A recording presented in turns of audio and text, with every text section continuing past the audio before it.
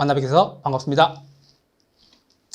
반갑습니다, 여러분. 인강드림 공인중개사 부동산학개론을 담당하게 될 송도윤이라고 합니다. 부동산학개론은 공인중개사 시험에 있어서 첫 번째 1교시에 만나게 되는 시험이니만큼 여러분들과 함께 첫 단추를 잘 꿰어나갈 수 있도록 제가 최선을 다해서 여러분들의 합격을 위해서 최선을 다하도록 하겠습니다. 가장 쉽고 편안하게 여러분들의 합격의 길로 인도해 드리도록 하겠습니다. 부동산학개론의 첫 번째 과목 총론 지금부터 출발합니다. 여러분이 지금 갖고 있는 교재 처음에 첫 페이지를 펴시면요 18페이지가 될 텐데요 18페이지에 보시면은 처음에 부동산학의 의의라고 나옵니다. 즉 부동산학의 뜻이라는 뜻인데요 부동산학의 정의를 보시게 되면은 부동산 활동의 능률화 및 그 응용 기술을 개척하는 종합 응용 과학이다 라고 나와 있습니다. 여러분 부동산학은요 부동산 활동을 능률 및 응용의 기술을 통해서 종합 응용 과학인 거지 자연, 기초, 순수 과학이 아니라는 점을 분명히 기억해 주셨으면 좋겠습니다. 그래서 부동산학은 부동산 활동의 종합 응용 과학이다라는 것이 부동산학의 첫 번째 의의입니다. 두 번째는요 부동산학은 부동산 현상의 정확한 인식을 기하고 바람직한 부동산 활동을 전개하기 위하여 부동산을 기술적이고 경제적이고 법률적인 측면을 기초로 하여 연구하는 역시나 종합 응용 과학을 말하고 있습니다. 이 두 가지의 정의가 부동산학을 정의하는 가장 기본적인 개념으로 보시면 되겠습니다. 여러분들 18페이지에 나와 있는 내용들을 제가 간략하게나마 설명을 드리고 개념에 대해 말씀드렸습니다. 두 번째입니다. 부동산학의 학문적 성격인데요. 부동산학의 학문적 성격은 크게 5가지로 나뉩니다. 부동산학은요, 종합과학, 응용과학, 경험과학, 사회과학, 규범과학 크게 5가지로 나뉘는데요. 종합과학은요, 부동산은 부동산학과 관련된 법학이나 경영학, 경제학, 행정학, 사회학 등 총괄하여 주변 학문들의 영향을 받는 종합과학의 성격을 띠고 있습니다. 두 번째로 응용과학인데요.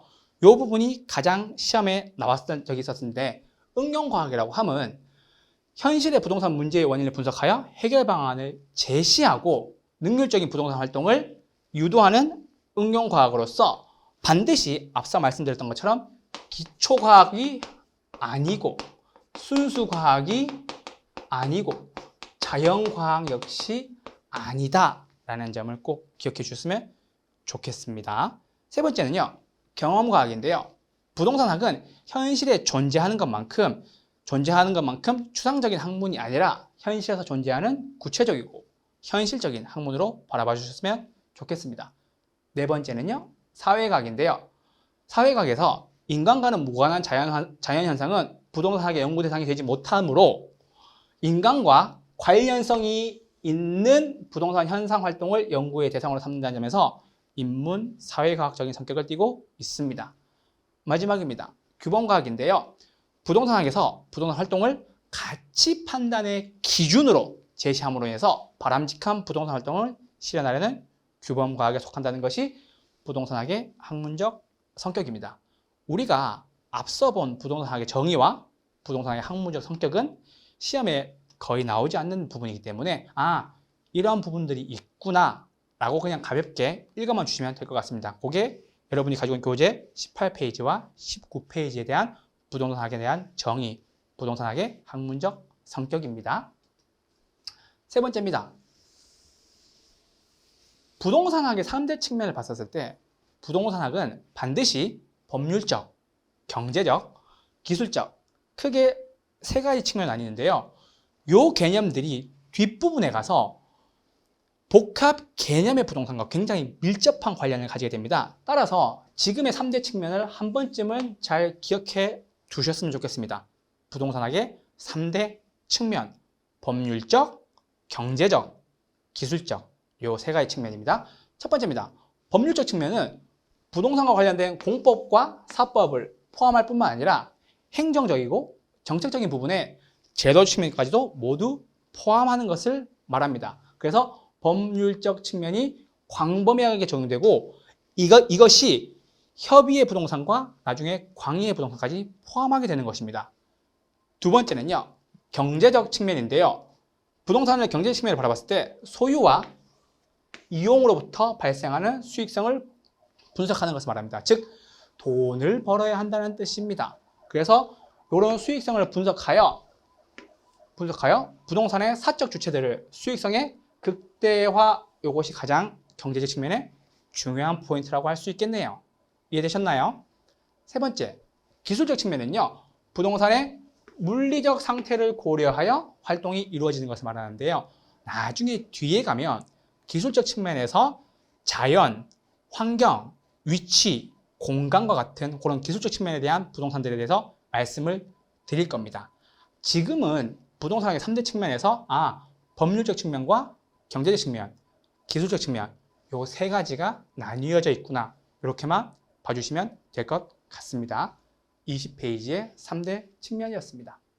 자, 그러면 우리가 여기서 지금 배운 내용들 토대로 저희가 가볍게 문제를 하나 볼 텐데요. 여러분, 처음부터 문제가 나오니까 너무 어려운 거 아니에요 라고 보실 수 있지만, 나중에 여러분들이 중개사 시험장에 가서 만나게 될 것은 이론이 아니라 반드시 문제입니다. 그 문제들을 풀어감으로 인해서 저희가 합격하게 되는데요. 저희가 배워왔던 이 두 가지의 PPT 이론을 가지고 문제에 어떻게 녹여낼 수 있느냐가 가장 중요한 관건이 될 겁니다. 나중에 문제를 푸는 법을 지금부터 충분히 숙달시킬 수 있으므로 나중에 보셨을 때 요 문제의 포인트는 요거다 라고 분명히 잘 보셨으면 좋겠습니다. 문제 천천히 저와 함께 풀어갈 거니까요. 여러분들 편안하게 쉽게 들어주시면 됩니다. 1번 문제입니다. 부동산학의 학문적 성격에 대한 기술이다. 다음 중 가장 적절하지 않는 것은? 이라고 합니다. 여러분, 부동산학개론 시험을 보면은 틀린 것은 맞지 않는 것이라는 문제가 옳은 것은이라는 것보다 조금 더 문제가 많이 나옵니다. 그래서 반드시 틀린 것은 혹은 적절하지 않은 것은 반드시 이렇게 체크를 해주고 넘어가셔야 됩니다. 왜냐하면 나중에 지문을 읽다가 보면 이것에 대한 질문이 맞는 것인지 틀린 것인지에 대한 헷갈릴 수가 있기 때문에 반드시 지문에다가 틀린 것은 표시를 하고 넘어가 주셨으면 좋겠습니다. 1번입니다. 부동산학은 부동산과 관련된 의사결정 과정을 연구하기 위하여 부동산의 법적, 경제적, 기술적 측면에 접근을 시도하는 종합 응용사회과학이다 라고 나와 있죠. 우리가 앞서 배웠던 부동산학의 정의, 그리고 부동산학의 3대 측면 세 가지가 모두 녹아있네요. 법적, 경제적, 기술적, 그리고 어떤 거? 종합응용과학, 사회과학. 정확하게 맞는 지문입니다. 맞는 지문이고요. 두 번째, 부동산학이란 부동산학의 능률화의 원리 및 그 응용 기술을 개척하는 종합응용과학이다 라고 나와 있죠. 이것도 정확하게 맞는 지문입니다. 제가 아까 순수, 기초, 자연 이런 말이 나오면은 아닌 거라고 말씀을 드렸죠. 반드시 순수, 기초, 자연이 나오면 아닌 거고요. 종합 응용과학이다 라는 걸 기억해 주셨으면 좋겠습니다. 3번입니다. 부동산학이 추구하는 가치를 정부 부문에 한정하여 볼 때에는 형평성보다는 효율성을 중시하게 된다. 여러분, 정부 부문의 측면에서 바라봤을 때는 형평성보다는 효율성을 중시하게 된다. 한번 생각을 해보시죠, 여러분. 부동산이 추구하는 가치는 크게 두 가지로 나뉩니다. 즉, 정부 부분과 민간 부분으로 두 개 나뉘는데, 정부 부분에서 추구해야 될 가치는 효율성보다는 평성을 추구해야 되는 것이 맞습니다. 허나 민간 부분에서는 효율성을 추구함으로 인해서 수익의 극대화를 꿈꿀 수 있겠죠. 그래서 정부 측면에서는 형평성, 민간 부분에서는 효율성을 중시하게 되므로 3번 지문에서 보시면 부동산학이 추구하는 가치를 정부 부분에 한정하여 볼 때는 형평성보다는 효율성을 중시하게 되는 것이 아니라 요거 두 개가 바뀌어야 됩니다. 따라서 옳은 지문을 한번 읽어드리면 부동산학이 추구하는 가치를 정부 부분에 한정하여 볼 때는 효율성보다는 무엇을 강조한다고요? 형평성을 강조해야 된다고 말씀드리고 싶습니다. 정부 부문은 형평성, 민간 부문은 효율성. 효율성이 뭐와 연관되냐고요? 수익의 극대화와 연관시킬 수 있겠네요. 따라서 틀린 것을 고르라고 했으니까 답은 3번 이렇게 체크해 주시면 됩니다. 다음입니다. 4번. 부동산학은 추상적인 학문이 아니라 현실의 부동산 활동을 대상으로 하는 구체적이고 경험적인 과학이라고 나와 있는데요. 부동산학은 추상적인 게 아니고 구체적이고 경험과학이다. 현실에 존재하는 것들이죠. 그러다 보니 구체적이고 경험적인 과학이다라고 말씀드릴 수 있겠습니다. 추상적이라는 것은 여러분 현실에 존재하지 않고 관념이나 개념상으로만 존재하는 것들을 추상적인 학문 같은 것들이라고 표현을 합니다. 그래서 이것도 맞는 지문이고요. 5번. 부동산학은 순수과학과는 달리 나왔죠. 순수과학과는 달리 순수과학이 아니고 복잡한 현실의 사회 문제를 해결하고자 하는 어떤 학문이라고요? 종합 응용 학문이라고요. 응용 과학 학문이라고요. 이것도 맞는 지문이 되겠습니다. 그래서 1번의 답은 3번 이렇게 해주셨으면 좋겠습니다. 3번이 정답이었습니다. 문제 풀어보시니까 좀 어떠신가요? 이런 식으로 충분히 문제가 나올 수 있는 부분들이고요. 여러분들과 물론 이번 이론 과정에서 기초, 심화까지 다 다루게 될 테지만 이런 문제들을 통해서 내가 이런 문제들을 마주하게 되겠구나. 시험장에서 내가 이런 문제들을 보게 되겠구나 라는 감을 잡으시고 하셨으면 좋겠습니다. 여러분들이 인터넷 강의를 들으시면서 이런 것들에 대해서 정리를 해두고 들으시면서도 머릿속으로 좀 정리해 두신다면 반드시 여러분들이 시험장 가서 합격하실 수 있으시니까요. 너무 걱정하지 마시고 좀 쉽고 편안하게 저 따라오시면 됩니다. 1번 문제였습니다. 다음입니다. 다음은 22페이지 부동산 이념에 대한 이야기인데요. 부동산 이념에서 가장 첫 번째로는 일반적인 이념에 따릅니다. 일반적인 이념은요, 여러분 가장 크게 세 가지로 나뉘는데요. 효율성의 원리, 형평성의 원리, 합법성의 원리라고 얘기합니다. 아까 우리가 풀었던 3번 문제에서 혹시 기억나셨나요? 효율성의 원리는 민간 부분, 형평성의 원리는 정부 부문에서 강조를 했었죠. 그 얘기를 하고 싶은 겁니다. 그래서 첫 번째 부동산 이념에서 효율성의 원리는요, 최소의 비용으로 최대의 효과를 얻기 위해 부동산 이용자들은 무엇을 추구한다고요? 효율성을 추구하게 되고 효율성의 원리에 따라서 부동산은 최고 최선의 이용, 즉 최유효 이용을 도모하게 된다는 것입니다. The best, the most, 최고 가장 좋고 최고의 부동산을 이용하게 된다는 말인 거죠. 따라서 사적 주체는 효율성을, 공적 주체는 형평성을 더 추구하게 된다는 것이고요. 사적 주체를 다른 말로 하면 뭐가 되겠어요? 민, 간이 되겠고요. 공적 주체는요, 정, 부문이 되겠네요. 이해되셨나요? 그래서 효율성도 누가 추구하는 건지, 형평성도 누가 추구하는 건지 보시면 될 것 같습니다. 2번입니다. 형평성은 부동산의 소유 및 이용으로부터 발생하는 소득은 모든 사람들이 공평하게 나누어야 한다는 원리로서 이는 소득 분배의 문제를 이야기한다고 나와 있는데요. 이 형평성의 부분을 누가 더 강조하고 있냐라고 얘기하면은 그건 바로 공적 주체가 더 강조하고 있다. 이 정도까지만 정리해 주셨으면 좋겠습니다. 3번입니다. 합법성의 원리입니다.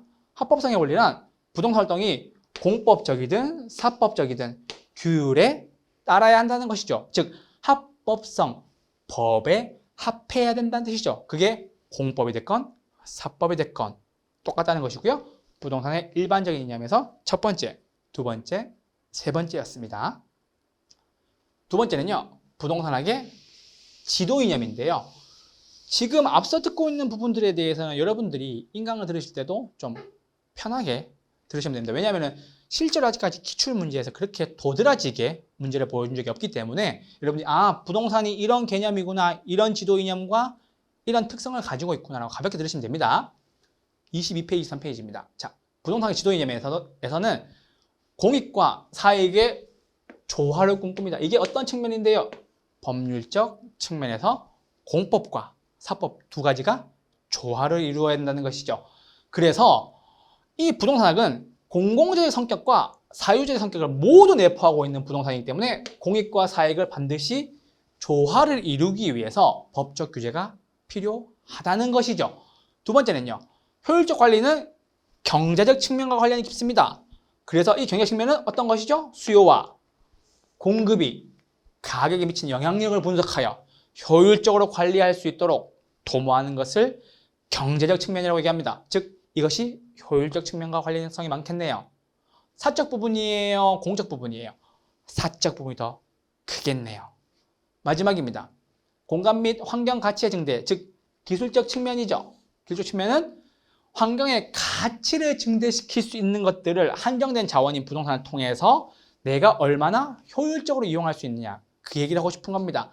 그래서 아까 말씀드렸던 부동산의 3대 원리였던 법률적, 경제적, 기술적 측면이 지도 이념으로서 또 한 번 더 나와 있게 되겠네요. 법률적 측면, 경제적 측면, 기술적 측면, 요 세 가지입니다. 그래서 지도 이념에서 역시 부동산에서 3대 가장 중요한 측면이었던 법률적, 경제적, 기술적 측면이 나와 있겠네요. 다음은 부동산학의 연구 목적과 연구 분야 그리고 연구 대상에 대한 이야기입니다. 그래서 부동산학에 대한 연구 목적은요. 부동산 활동에 어떤 것을 추구하는 것이죠? 능, 율, 화를 추구하는 것을 말합니다. 그리고 부동산학의 기초 분야, 부동산학의 결정 분야, 부동산학의 결정 지원 분야로 세 가지로 나뉘게 되겠고요. 다음은 부동산학의 연구 대상은 부동산의 활동, 현상, 문제 요거 세 가지로 나누어서 연구할 수 있을 텐데요. 부동산 활동은 관리적 측면에서의 활동의 관리를 하는 것이고요. 부동산 현상은요. 어떠한 법칙 같은 것들을 얘기할 수 있겠습니다. 이루어진 결과가 나타나는 현상이 부동산 현상이고요. 이러한 현상을 분석하여 일정한 법칙을 바라보게 되는 거죠. 경기순환 사이클과 같은 이야기를 드릴 수 있겠네요. 마지막으로 부동산 문제는요. 인간이 부동산 활동과 그 결과로 나타나게 되는 부동산 현상에서 유발되는 문제점들을 부동산 문제라고 합니다. 그래서 부동산 연구 목적은 능률화를 추구하는 것이고 부동산 연구 분야는 기초, 결정 지원이 있고요. 부동산 연구 대상은 크게 세 가지로 나뉘는데 부동산의 활동, 부동산의 현상, 부동산의 문제 요거 세 가지로 나뉜다고 보실 수 있겠습니다. 자, 그럼 우리가 이제 부동산에 대한 이제 슬슬 접근을 한번 해보시죠. 접근을 하는데 어떤 형태로 접근할 건데요? 라는 질문에 제가 나누어 왔습니다. 저희 교재 25페이지에 보시면 나와 있죠. 그래서 부동산의 접근 방법에 있어서는 분산식 접근 방법, 즉 각자 개별적으로 부분적으로 접근하게 됩니다. 라고 하시면 됩니다. 그래서 이거에 대한 장점은 부분적으로 중요한 것은 파악할 수 있으나 분산식으로 접근하다 보니까는 큰 그림을 그릴 수 없다라는 단점이 있죠. 그래서 종합적 기능의 결여가 단점이 되겠고요. 중점식 접근 방법은요. 하나를 타겟을 잡아서 하나를 중점적으로 파고 들어가는 것인데 이것은 특정 부동산 즉 뭐 상가면 상가, 건물이면 건물, 빌딩이면 빌딩 매매 같은 그런 특정 분야에 대해서는 효율성을 가질 수 있지만 이것 역시 전체적 의식에 대한 결여에 대한 문제가 있을 수 있다고 나와 있습니다. 세 번째는요.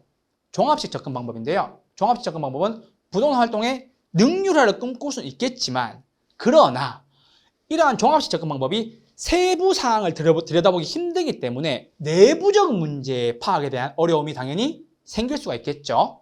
그렇게 보시면 될 것 같고요. 행태과학적 접근 방법은요.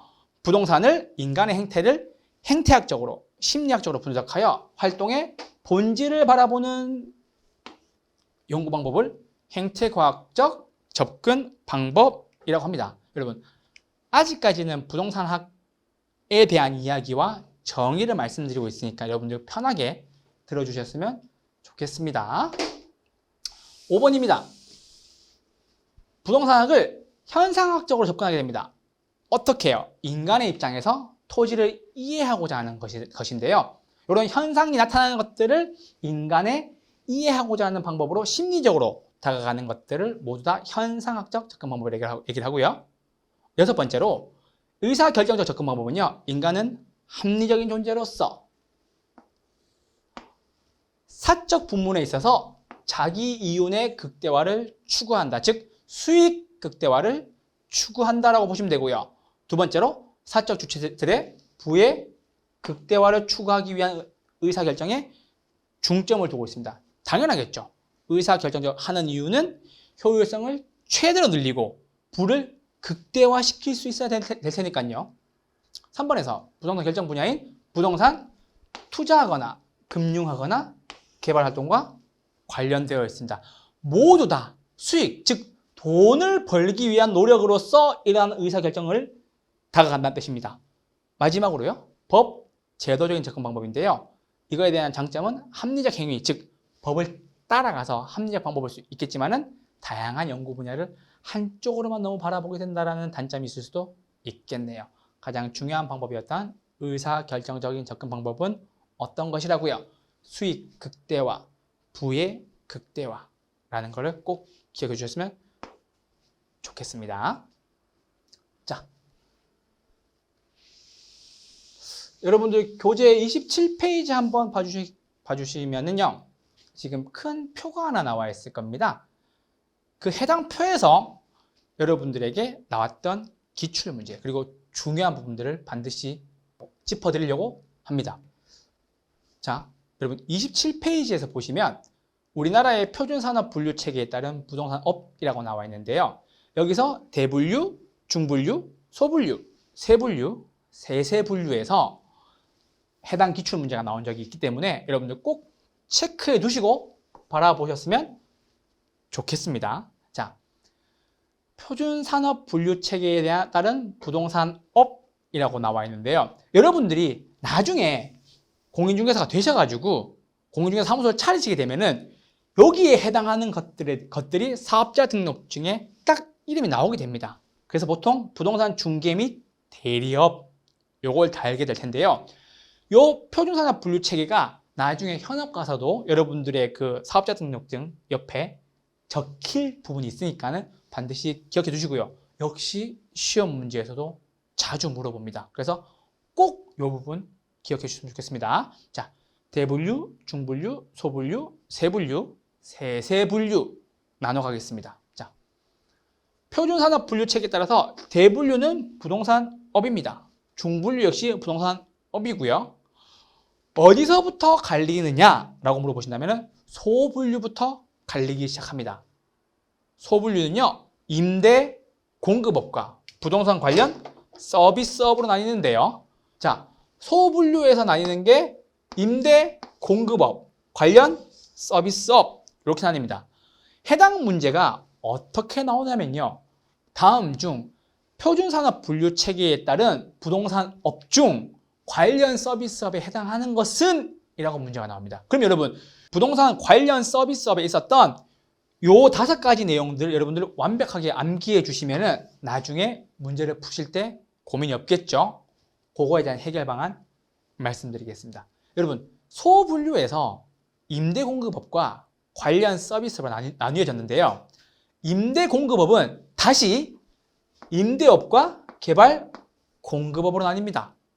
즉, 임대공급업에 임대업과 개발공급업이 있다는 거죠. 그런데 여러분, 여기서는 딱히 암기하거나 외우실 필요가 없는 것이 뭐냐면은 임대업이든 개발공급업이든 모두 다 주거용, 비주거용, 기타 부동산이 들어가 있습니다.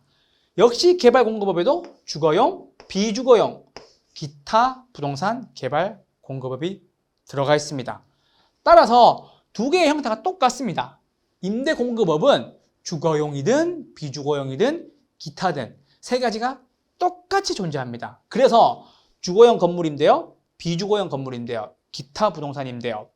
그리고 개발공급이 내려와서 주거용 개발공급, 비주거용 개발공급, 기타 부동산 개발공급업이 똑같은 형태로 나와 있습니다. 그래서 여러분들이 외우실 때 주거, 비주거, 기타 이렇게 보시면 됩니다. 이게 뭔데요? 임대업, 주거, 비주거, 기타. 다음입니다. 세 분류에서 나온 개발 공급업 중에서도 역시 주거, 비주거, 기타. 요거 세 개 나뉘죠. 그러면 여러분, 임대업이 됐든 개발 공급업이 됐든 모두 다 주거, 비주거, 기타 요거 세 개씩 나뉘네요. 이해되셨나요? 그래서 임대업과 개발공급업은 주거용, 비주거용, 기타 모양이 똑같습니다. 그리고 문제가 되는 것은 요 밑에 관련 서비스업이 되는데요. 부동산 관련 서비스업의 세 분류는요, 여러분. 부동산 관리업과 부동산 중개, 자문, 감정평가 이렇게 나뉩니다. 그런데 가장 중요한 포인트는 여러분, 부동산 관리업에서 정말 중요한 포인트가 하나가 있는데 부동산 관리업은 주거용 부동산도 관리하고 비주거용 부동산도 관리를 합니다. 그런데 여러분, 위에 있었던 임대 개발 공급업과 차이가 있죠. 뭐가 있죠? 기타 부동산 관리업이 없다라는 겁니다. 이거 반드시 기억해 주셔야 됩니다. 아시겠죠? 위에 있었던 임대 공급업에서는 임대업이든 개발 공급업이든 주거용이 있고 비주거용이 있고 기타가 있었는데 밑에 내려와서 부동산 관련 서비스업에서 만나보니 부동산 관리업에는 주거용과 비주거용 관리는 있지만 기타 부동산 관리업은 없다라는 거 여러분들 꼭 기억해 주셨으면 좋겠습니다. 그리고 밑에 내려오셔서 부동산 중개, 자문, 감정평가업이 있는데요. 여기서 다시 크게 세 가지로 나뉩니다. 어떻게 나뉘냐면요. 부동산 중개대리, 부동산 투자, 자문, 부동산 감정평가입니다. 여러분이 나중에 중개업소를 차리시게 되면 중개업과 대리업은 하시게 되겠죠. 당연히 하시게 될 겁니다. 그리고 두 번째는요. 투자, 자문입니다. 이게 무엇이냐면 여러분 어떤 고객이 저희 사무실 찾아와서 내가 한 50억 원 정도가 있는데 이게 수익성 4% 정도 날 수 있는 수익형 부동산에 투자하고 싶어 라고 하실 때 여러분들이 그 해당 투자에 대한 자문만을 해드리는 겁니다. 투자업을 직접 하시면 안 되고 투자 자문업이라는 거죠. 요러요러한 건물이 있는데 여기에 월세가 어느 정도 나오니까는 50억에 4% 정도가 나올 수 있겠습니다. 라고 그 해당 고객에 대한 투자를 도와드리는 역할인 투자 자문업이 되겠네요. 그리고 마지막입니다. 부동산 감정평가업인데요. 감정평가업은 늘 찾아오고 계시죠? 고객이 들어왔을 때 저기 지금 아파트 33평형 얼마 정도 됩니까? 라는 질문에 8억이요 라고 하는 모든 것들이 다 감정평가업에 속합니다. 그래서 그 해당 33평짜리 아파트를 8억으로 감정평가 하셨네요. 딱 요거 세 가지가 아니고서는 아무것도 포함되지 않습니다. 기출문제에 여러분 함정으로 나왔던 게 두 가지가 있었습니다. 투자업. 당연히 아니고요. 왜냐하면 투자업이 아니라 투자 자문업이죠. 여러분들은 중개하는 사람으로서 투자를 하려고 하는 사람들에 대해서 투자 자문 서비스를 제공해야 되는 사람들입니다. 그래서 투자업이 반드시 아니고요. 두 번째로 금융업이 아닙니다, 여러분. 금융업은 당연히 아니겠죠. 마치 금융업이 있는 것처럼 보이실 수는 있겠지만 이 금융업은 관련 서비스에 속하는 것이 아니라는 거. 금융은 금융기관이 해야 될 일이라는 거 꼭 기억하시고 여러분들이 표준산업에 따른 부동산업의 체계에는 속하지 않는다는 거 꼭 기억해 주셨으면 좋겠습니다. 자, 여러분 마지막으로 다시 한번 보시죠. 여러분 부동산은요 소분류에 따르면요 임대공급업과 관련 서비스업으로 나뉩니다. 임대업과 개발공급업은요 주거용, 비주거용, 기타로 나뉘고요. 부동산 관리업은요 주거용과 비주거용이 있습니다. 기타 부동산 관리업은 존재하지 않겠네요. 그리고 마지막 부동산 관리 서비스업 중에 부동산 중개, 자문 및 감정평가에서는요 중개 및 대리, 투자, 자문, 감정평가 요 세 가지만 속한다는 거 반드시 기억해 주시고요. 금융업은 속하지 않고 투자업 역시 속하지 않는다는 거 꼭 기억해 주셨으면 좋겠습니다. 중요한 페이지니까요. 나중에 요거 한 번 더 복습해 주셨으면 좋겠습니다. 이해되셨죠? 자, 그러면 제가 아까 말씀드렸던 부동산 분류에 따른 부동산 관련 서비스업의 해당하는 것을 골라라 라고 나와 있습니다. 자, 여러분, 부동산 관련 서비스업에 해당하는 것이 뭐가 있었죠? 부동산 관리업과 부동산 중개, 자문, 감정평가가 있었네요. 그쵸? 그러면은 그 위에 있었던 임대, 개발, 공급업은 모두 다 삭제돼야 되겠네요. 그러면 1번 부동산 건물 임대업 아니죠. 관련 서비스업이 아니니까요. 기타 건물 개발 및 공급업 역시 아닐 거고요. 3번 요게 중요합니다. 기타 부동산 관리업.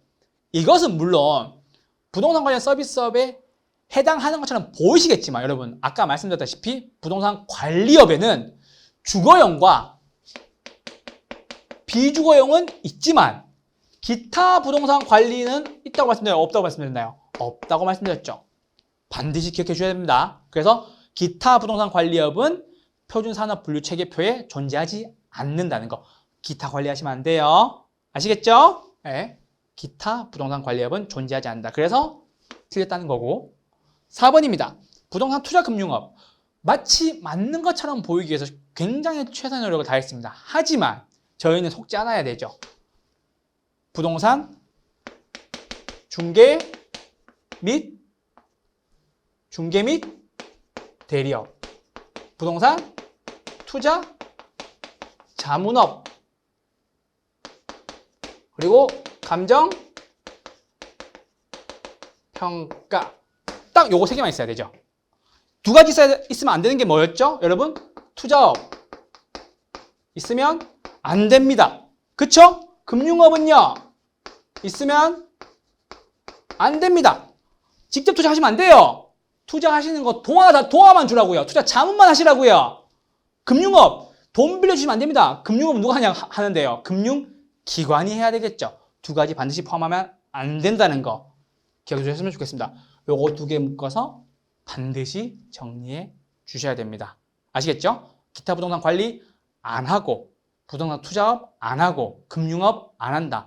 선생님 그러면 무엇을 하는데요? 중개 및 대리업을 하시면 되고요. 투자 자문해 주시면 되고요. 감정 평가해 주시면 됩니다. 자, 그러면 여러분 1, 2, 3, 4번이 다 틀렸네요. 그러면 여러분 부동산 관련 서비스업에 해당하는 것은 이제 하나밖에 남지 않겠네요. 뭐예요? 부동산 감정 평가업. 답은 5번. 이렇게 풀어주시면 됩니다.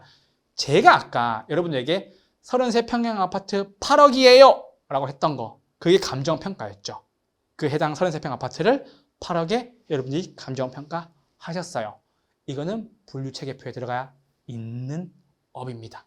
아시겠죠? 그래서 반드시 관련 서비스업에 해당하는 것은 부동산 감정평가업이라는 거 기억해 주시면 좋겠고, 나머지 중개 및 대리, 투자자문, 감정평가 요거 세 가지가 관련 서비스의 중개, 자문, 감정평가에 속한다는 거 기억해 주셨으면 좋겠습니다. 자, 27페이지 보시면 되고요. 자, 이제 부동산 활동에 들어갈 텐데요. 부동산 활동은요, 여러분, 인간이 부동산을 대상으로 전개하는 여러 관리적 측면의 행위이다 라고 그냥 읽어만 주시면 됩니다. 여러분, 그러면요, 보세요. 부동산 활동의 주체, 주인이 되는 것은 누구예요? 공적 주체와 사적 주체가 있겠죠. 공적 주체는요, 정부 부문이고요. 사적 주체는 민간 부분일 수 있겠네요. 그러면은 부동산 활동의 주체와 객체 중에 객체, 즉 부동산 활동을 받는 것은요, 객체, 부동산 자체라고 볼 수 있겠습니다. 그래서 부동산 활동의 주체와 객체에서 주체는 공적 주체인 정부, 사적 주체인 민간이 있겠고요. 그리고 객체는 부동산 그 자체가 있겠네요. 마지막입니다. 부동산 활동의 분류는요, 소유 활동으로서 왜 소유하세요? 라고 물어보면요, 수익을 극대화하기 위해서 소유합니다 라고 하시면 됩니다. 최유효용이 가장 중요한 거죠. 이것이 부의 극대화, 수익의 극대화, 최유효 이용이 되겠고요. 두 번째로는요, 거래 활동은요, 부동산 활동의 시장에서의 거래 질서 확립을 통해서 부동산 거래 활동을 하게 되겠네요. 행정 활동은요, 사회성과 공공성입니다. 가볍게 봐주시면 될 것 같습니다. 자, 그리고 부동산 활동의 속성은요, 여러분, 첫 번째, 과학성과 기술성, 사회성, 공공성, 사익성을 가지고 있는데요. 그 중에 가장 중요한 것이 여러분 바로 전문성입니다. 여러분 역시 나중에 부동산 중개사가 됐을 때 중개업을 하게 되면 여러분 역시 전문성을 가지고 일을 하는 전문가가 되겠죠. 근데 이 전문성에도 1차와 2차 그리고 3차로 나뉘는데요. 1차 수준의 부동산 활동은요. 일반인, 즉 전문가가 아닌 우리 그냥 평범한 사람들이 부동산 활동하는 것을 1차 수준의 부동산 활동이라고 얘기합니다. 평범한 일반인들이 하다 보니까 전문성은요. 낮을 수밖에 없겠네요. 두 번째는 여러분 2차 수준의 부동산 활동인데요. 부동산 업계와 관련해 내가 분명히 속해 있지만 해당하는 업이 나랑 안 맞는 경우를 얘기하는 겁니다. 즉 무슨 뜻이냐면요. 여러분 공인중개사가 감정평가 활동을 하는 것들을 말하는 겁니다. 즉 보세요. 부동산은 일상의 업무로 활동을 하나 전문가가 아닌 사람을 얘기하는 거예요. 즉 무슨 말이냐면요. 공인중개사가 감정평가를 하는 것을 2차 수준의 부동산 활동 정도라고 얘기를 합니다. 즉 내가 부동산 활동 및 부동산을 업으로 하고 있지만 나의 전문 분야는 감정평가가 아니라 전문이 뭐죠? 중개하는 거죠. 부동산 중개사는 중개가 전문이고 감정평가는 2차 수준의 부동산 활동에 속하게 된다는 겁니다. 이해되셨나요? 즉 부동산을 일상의 업무 활동을 하고 있지만 해당 분야의 전문가가 아닌 사람이 되겠네요. 세 번째는요. 3차 수준의 부동산 활동인데요. 이거는 완벽한 전문가입니다. 즉 어떤 거냐면요. 공인중개사가 즉 개업 공인중개사가 중개 활동을 하거나 혹은 감정평가사가 감정평가하는 활동을 3차 수준의 부동산 활동이라고 얘기를 합니다. 그래서 해당 분야의 전문가의 어떤 활동이요? 전문적인 활동을 이야기합니다. 그래서 이게 1차, 2차, 3차로 나뉜다고 보시면 되겠습니다. 부동산 활동의 전문성의 세 가지였습니다. 자, 그리고 부동산 활동의 속성인데요, 여러분. 부동산 활동의 속성은요. 윤리성과 정보 활동성, 그리고 대인, 즉 뭐죠? 사람을 대한다. 대물, 뭐죠? 물건을 대한다. 라는 거라서 대인, 대물 활동성이고요.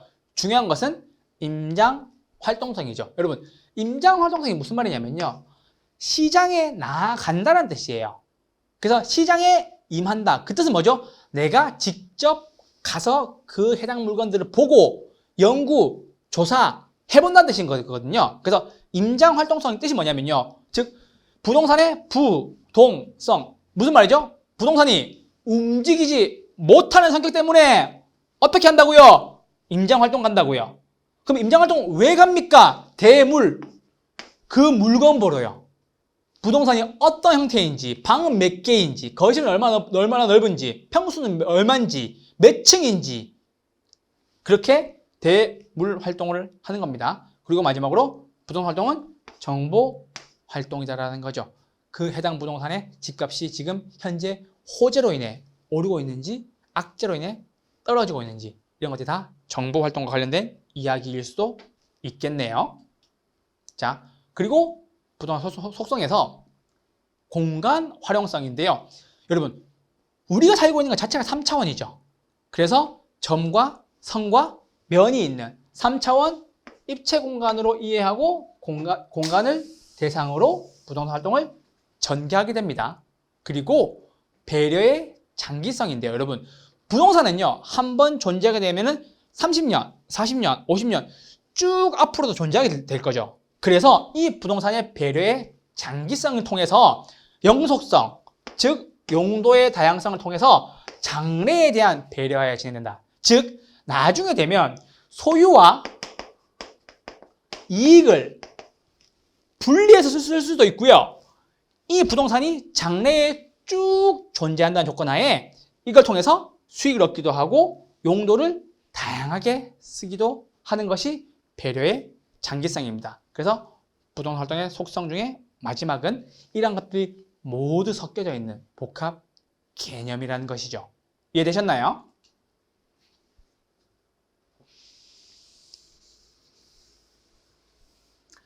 페이지 29페이지, 33페이지 보시면 되고요. 부동산 활동의 일반 원칙입니다. 일반 원칙은요, 크게 4가지가 나와 있는데요. 요거는 앞에 두 문자만 뜯어서 보시면 됩니다. 아까 말씀드렸던 부동산 능률성. 능률성의 원칙은 어떤 것과 관련이 깊죠? 최, 유, 효, 이용의 원칙. 즉 가장 최선을 다해서 좋은 상태로 가장 좋게 써야 한다는 것이 최, 유, 효, 이용의 원칙이고요. 두 번째, 안전성의 원칙은요. 복합 개념이지만 이게 어떻게 법률적이고 경제적이고 기술적 측면에 안정성을 가지고 있는지 써야 한다는 겁니다. 세 번째는요. 경제성이죠. 이게 뭐죠? 최소한의 비용으로 최대의 효과. 비용은 적게, 효과는 크게 만드는 것이 경제성이겠네요. 마지막입니다. 공정성의 원칙은요. 부동산 여러분, 공적 활동이 있기 때문에 일반 국민을 구속시킵니다. 그래서 공정성을 강조하기도 하죠. 예를 들어서 개발 제한구역 같은 것들을 대표적인 예로 들 수가 있겠네요. 그게 공적 부동산 활동이 될 수도 있겠고요. 그래서 부동산 활동의 일반 원칙은요. 크게 네 가지가 있죠. 네 가지가 뭐가 있어요?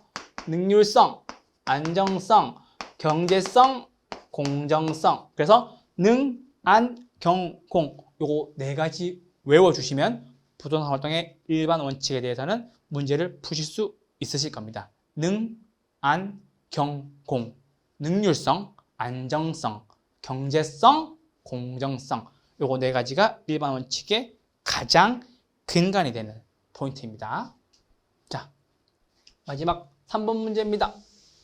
부동산 활동에 관한 설명으로 옳은 것을 모두 골라라 라고 나와 있는데 여러분 이렇게 기역, 니은, 디귿, 리을, 미음으로 나오는 문제들이 시간이 많이 걸리는 경우가 있는데요. 요거를 시간을 좀 짧게 줄일 수 있는 방법을 알려드리자면은 여러분들이 소거법이라는 방법을 통해서 반드시 문제를 풀어주셨으면 좋겠습니다. 무슨 말이고 하니 기역, 니은, 디귿을 읽다가 아닌 지문을 해당 답에서 바로바로 제거해 주는 걸 소거법이라고 얘기하는데요. 여러분 저와 함께 천천히 한번 풀어가 보도록 하시죠. 3번입니다. 부동산 활동에 관한 설명으로 옳은 것을 모두 골라라라고 얘기했습니다. 페이지는 34페이지네요. 기역, 공중지표, 지하를 포함하는 3차원의 공간을 대상으로 전개한다. 맞는 지문인가요? 네, 이것도 맞는 지문이네요. 부동산은 언제나 공중, 지표, 지하를 포함하는 3차원의 우리가 살고 있는 공간을 대상으로 전개하는 것이 맞습니다.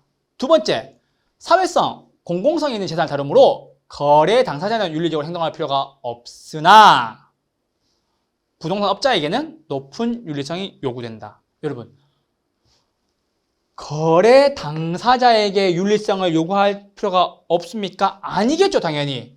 당연히 요구합니다. 당연히 요구가 되어야 되겠죠. 거래 당사자에게도 윤리성이 요구가 되고 부동산 업자에게도 윤리성 요구가 됩니다. 여러분 나중에 공인중개사 되시면은 여러분 당연히 자격증을 따셨으니까 높은 윤리성을 요구받게 될 거고 또 따르게 되겠죠. 그런데 여러분 나중에 임대인과 임차인이 와서 이 둘은 윤리성을 주장하지 않아도 됩니까? 윤리를 지키지 않아도 됩니까? 당연히 이 두 분도 윤리를 지키셔야 되겠죠. 그 뜻이라고요. 그래서 니은은 맞다 틀리다? 틀린 지문입니다. 자, 그런데 여기서 잠시만요. 그러면 해당 지문의 니은이 확실히 틀렸으니까 이 1, 2, 3, 4, 5번 중에서 니은이 포함되어 있는 것들을 지우고 시작하면 되겠네요. 니은 삭제. 그쵸? 이것이 바로 소거법 문제 푸는 방법이고요. 아까 기역이 공중, 지표, 지하를 포함하는 3차원 공간을 대상으로 한다라는 게 맞는 지문이었으니까 기역이 들어가 있는 것이 하나밖에 없어서 답은 2번 이렇게 디귿을 보지 않고도 문제를 풀 수가 있는 경우가 있습니다. 즉, 요 해당 문제에 대해서 소거법을 썼을 경우에 문제가 기역과 니은만으로도 풀릴 수가 있다는 거죠. 이렇게 되면 여러분 어떤 효과가 있냐면요. 시간을 줄일 수 있고 내가 찍은 답이 확실하다는 것이 알 수가 있겠죠. 그래서 기역을 확실하게 내가 알고 있느냐, 니은이 확실하게 어디가 틀린지 알고 있느냐에 따라서 여러분들이 굉장히 빠르고 손쉽게 문제를 풀 수 있습니다. 자, 그 다음 디귿 볼게요.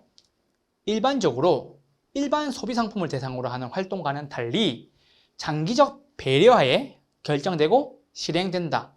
맞습니까? 네, 이것도 맞는 지문이죠. 네, 아까 영속성, 장기적 배려, 소유와 이익의 분리, 그 말을 다시 바꿔놓은 겁니다. 그래서 일반적으로 일반 소비 상품을 대상으로 하는 활동과는 달리 장기적 배려, 무엇이요? 부동산 활동이요 라고 하시면 됩니다. 그래서 부동산 활동은 장기적 배려하에 결정되고 실행되는 것이 맞습니다. 4번입니다. 부동산 활동의 주체가 인간이라는 점에서는 대물 활동이 아니라 대인 활동이라고 할 수 있으며, 여러분 아까 제가 말씀드릴 때 부동산 활동은 대물 활동, 즉 내가 물건을 보러 가서 하는 활동과 대인 활동, 수요자와 공급자를 만나게 되는 두 가지를 다 포함한다고 말씀드렸어요. 그래서 주체가 인간이기도 하지만, 그래서 대인 활동이 맞지만 부동산을 대한다는 측면에서 대물 활동도 맞다고요. 그래서 대물 활동임과 동시에 대인 활동이라 할 수 있으며 체계적인 이론 활동이므로 과학성이 강조돼야 된다라고 하는 지문이 틀린 지문이 되겠죠. 그래서 리을도 틀린 지문이다 라고 하시면 됩니다. 자, 마지막 미음입니다. 부동산 활동을 임장 활동으로 규정하는 근거는, 잠시만요 여러분, 임장 활동이 뭐라고 말씀드렸죠? 시장에 나가본다, 즉 물건을 보러 간다. 그 물건을 보러 왜 가는데요? 부동산은 움직이지 않으니까. 그럼 그게 여러분 부증성입니까? 부증성이 아니라 부동성이죠. 부동성이 뭔데요 여러분? 부동성, 움직이지 않는 것. 부동산이 움직이지 않는 성격을 부동성이라고 하고, 부동성의 특성은 임장 활동과 반드시 관련성이 깊다는 것을 기억해 주셨으면 좋겠습니다. 임장, 즉 시장에 임한다, 물건 보러 간다라고 이런 표현도 하시죠. 그래서 임장 활동은요 부증성이 아니라 부동성, 즉 움직이지 않는 부동산의 성격과 관련이 있어서 이게 부증성에 나와서 틀린 지문이 되겠네요. 그래서 미음도 틀렸습니다. 따라서 기역과 디귿이 맞는 지문에서 답은 2번 기역과 디귿이 되겠네요.